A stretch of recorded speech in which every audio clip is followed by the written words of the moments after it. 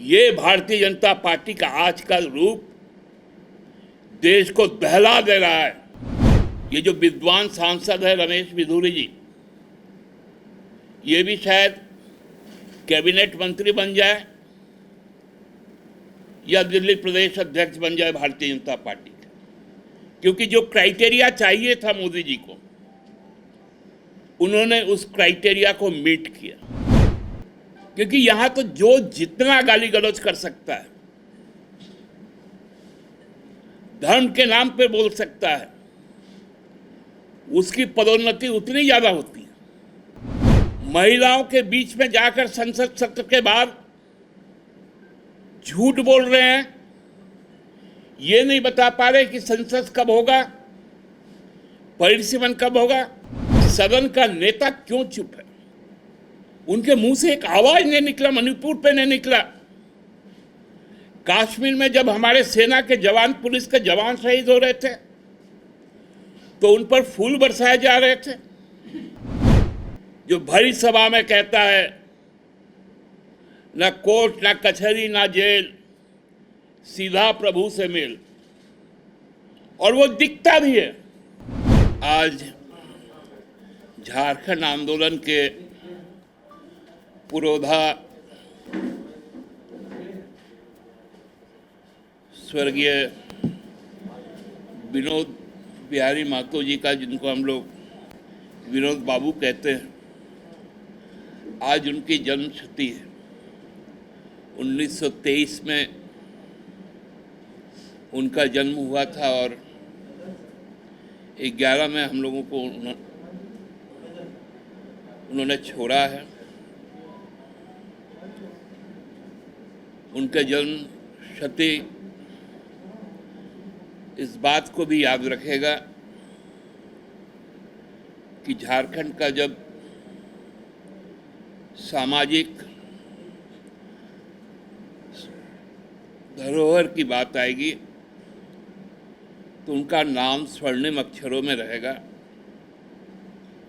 जिनका नारा था उठो, पढ़ो और लड़ो। इस नारा को उन्होंने न केवल कोयलांचल में बुलंद किया, वरन और भी प्रांत के और भी जगहों पर उन्होंने अपनी बात को पहुंचाया। उनको नमन करते हुए अपनी श्रद्धा सुमन भी अर्पित करते हैं। साथियों, हमारे पूर्वजों ने जिस प्रकार से इस देश को गढ़ा, खासकर संवैधानिक व्यवस्थाएं तय की, आज वो बड़े कठिन परिस्थिति से गुजर रहा है।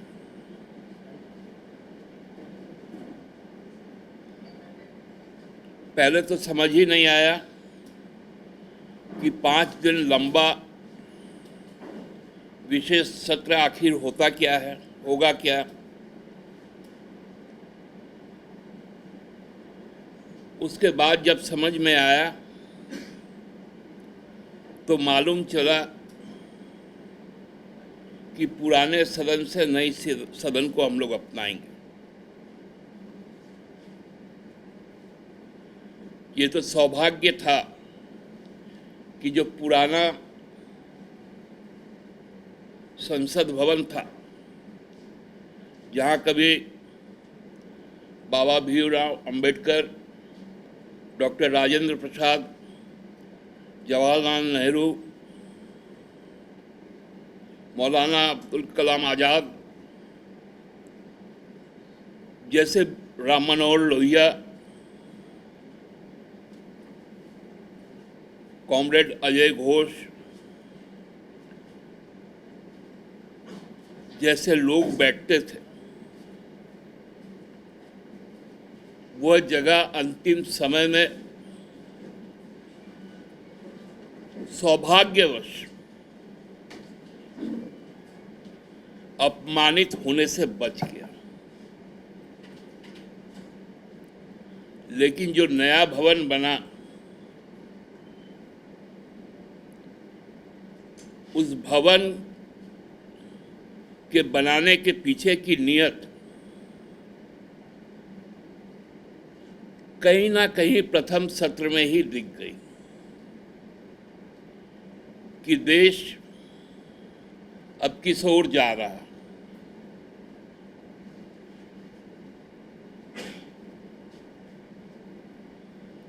जिस देश का नेता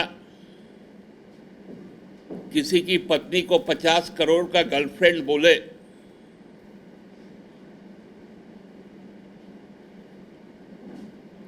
उनका राज्य मंत्री सीधे पाकिस्तान जाने को बोले, एक और राज्य मंत्री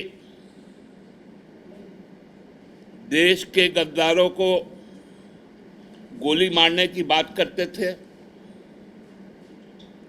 एक राज्य मंत्री राज्यसभा में ईडी भेजने की बात करती थी, तो 2 राज्य मंत्री को कैबिनेट मंत्री बना दिया गया। उनको सजा दी गई उनके वाणी के कारण कि राज्य मंत्री से कैबिनेट मंत्री बन गए।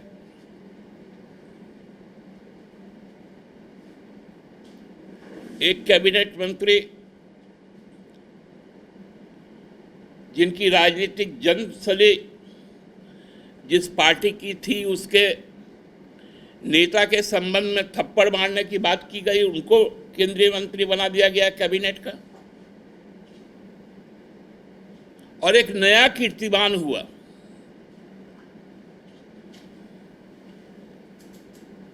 ऐसे कई कीर्तिमान हुए कि महिला आरक्षण बिल का समर्थन एक बलात्कार का आरोपी सांसद करता है और एक सांसद तो इस प्रकार का गाली गलौज करता है, केवल धर्म का नाम नहीं लेकर नहीं,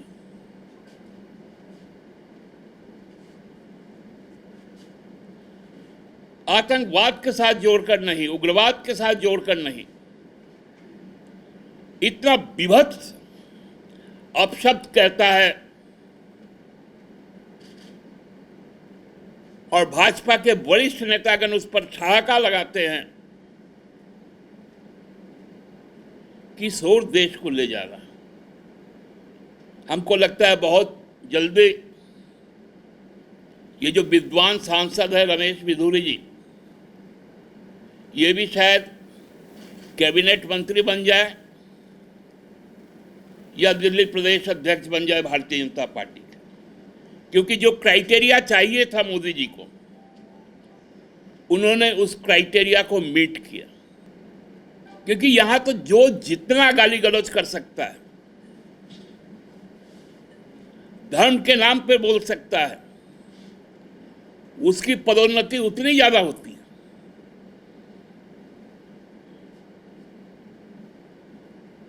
ये भारतीय जनता पार्टी हो गई। समझ में नहीं आता कि सदन का नेता क्यों चुप है। उनके मुंह से एक आवाज नहीं निकला, मणिपुर पे नहीं निकला। कश्मीर में जब हमारे सेना के जवान, पुलिस के जवान शहीद हो रहे थे, तो उन पर फूल बरसाए जा रहे थे।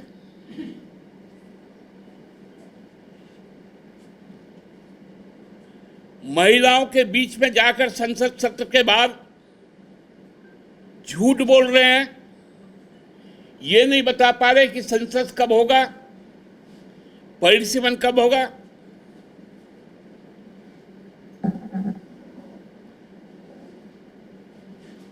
वो इस बात को भी नहीं बोल पा रहे हैं कि रमेश बिधूरी ने गलत कहा, उनके पार्टी के अध्यक्ष ने नहीं कहा। हम तो इतना दुखित हुए कि जो लोकसभा अध्यक्ष बात बात पे लोगों को सस्पेंड करता है, वो कहता है ये बच्चा है, दोबारा ऐसा गलती नहीं करेगा। बेशर्मी की भी एक हद होती है। भारतीय जनता पार्टी ने उसको तोड़ दिया। संकल्प यात्रा कर रहे हैं।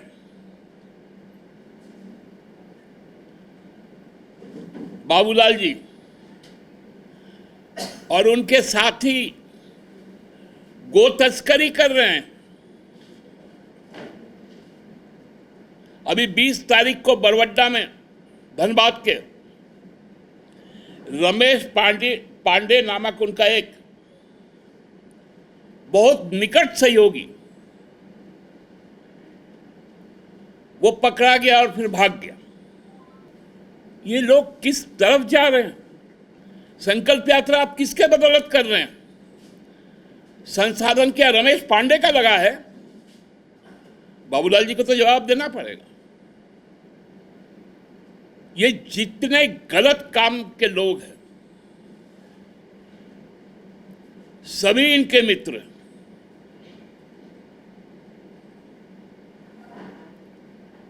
टॉप से लेकर बॉटम तक असभ्य भाषा। आप सोच लीजिए कि जो व्यक्ति इस प्रकार की भाषा बोलता हो संसद में खड़ा होकर, उसकी मानसिकता क्या है, उसके दिल में कितनी बातें छिपी हैं।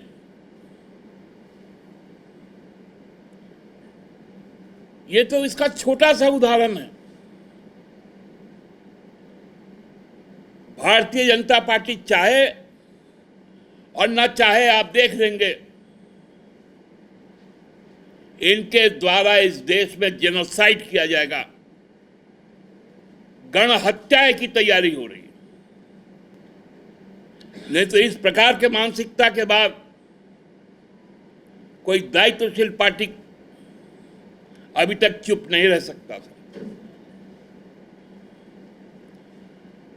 आपकी मजबूरी है ब्रजभूषण सिंह, आपकी मजबूरी है टेनी, अजय सिंह टेनी, आपकी मजबूरी है रमेश बिधूरी, क्योंकि इसके अलावा आपका कोई चारा नहीं। साध्वी प्रज्ञा, साध्वी ऋतंबरा, योगी आदित्यनाथ, जो भरी सभा में कहता है न कोर्ट, न कचहरी, न जेल, सीधा प्रभु से मेल, और वो दिखता भी है।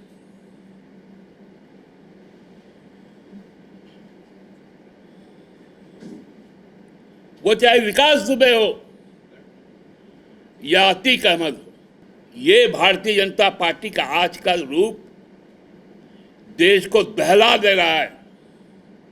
मैं तो कह रहा हूं कि यह सौभाग्य था कि पुराना भवन इस बात का साक्षी नहीं बना, अन्यथा हमारे जो विदुषी जन है, जिन्होंने इस देश को गढ़ा है,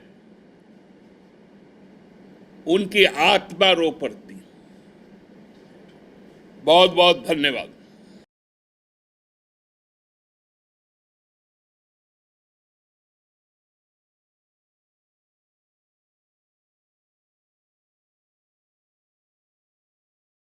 thefollowup.in. Like, share, and subscribe. www.thefollowup.in